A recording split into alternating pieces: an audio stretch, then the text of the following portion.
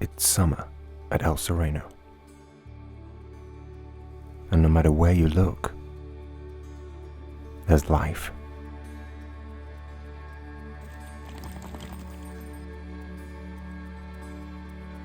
The heat has been at times unrelenting, but Marcus has been working with the goats every day. Spending time with them has been the highlight of my year.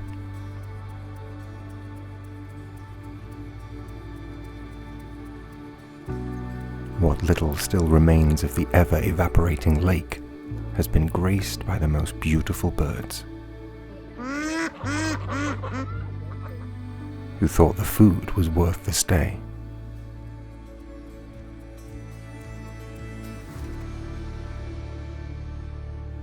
As well as the new Japanese hives that Marcus made, there's also a Langstroth hive. These bees were El Sereno's very first residents, and they've been hard at work.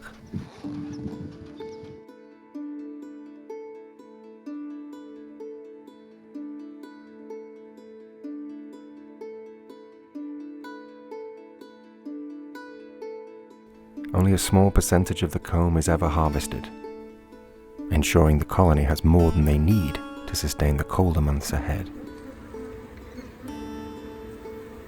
Juliana and Marcus carefully remove and inspect every frame.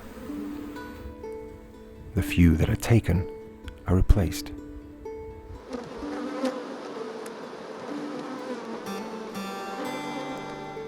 Then it's time to head back to the workshop for the best bit.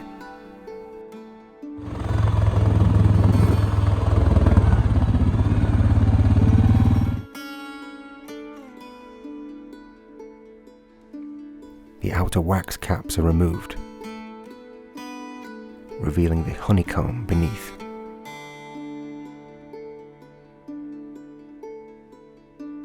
The honey is then strained from the comb. The wax will be used for candles. The honey will be enjoyed for the rest of the year. And over the next few weeks, the bees will clean up the used frames, if the goats don't get there first. The summer brought with her a very special visitor, a close friend of Juliana and Marcus, and one with a very special gift. My name is Maibi Marukolo, and I am a natural dyer, a dye plants researcher, and a founder of Matricaria. My whole work is really based on my intuition about what colors I'm gonna get from that specific plant. Here, I didn't know what to expect.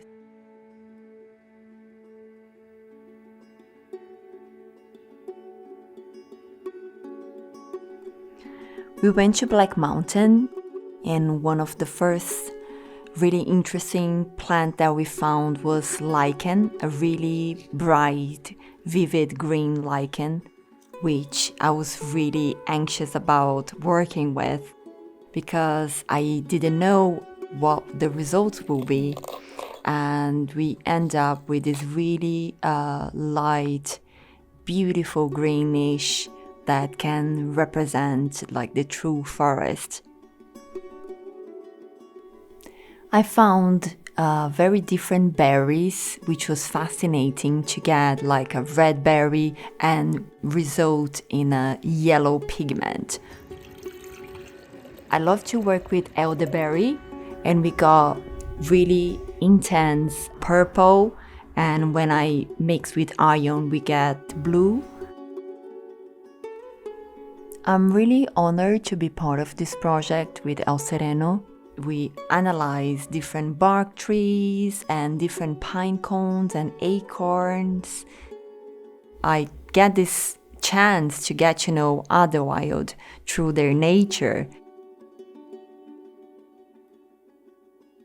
One of my favorite plants that I found walking in El Sereno was the goldenrod. We call solidago in Brazil, and I was really surprised to find it here in this area. I got a really bright yellow, and it is different from the yellow I got in Brazil. We found loads of manzanita in the mountain, and I was really curious about the small little red fruit, but I prefer to work with the leaves, and we got this really bright green brown, which is the perfect color from the mountain.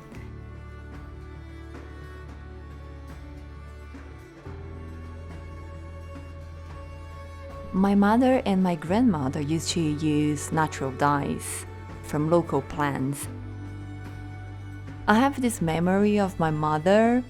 She used to naturally dye my dresses. She's not with us anymore, but when I'm working with natural dyes, it's just a way to connect with my childhood and really connect me and my mom through the colors, through nature. Behind every pigment or a color, there is a history. A plant, a bark, a leaf, a flower, a fruit, or a root. And that connects us to our origins and bring us closer to nature.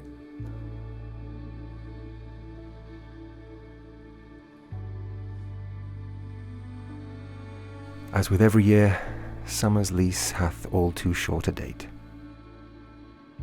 But we're grateful for what we had, and what we have. Our loving friends, our mountain, and the bounty and beauty it never ceases to reveal to us. Every season, every day.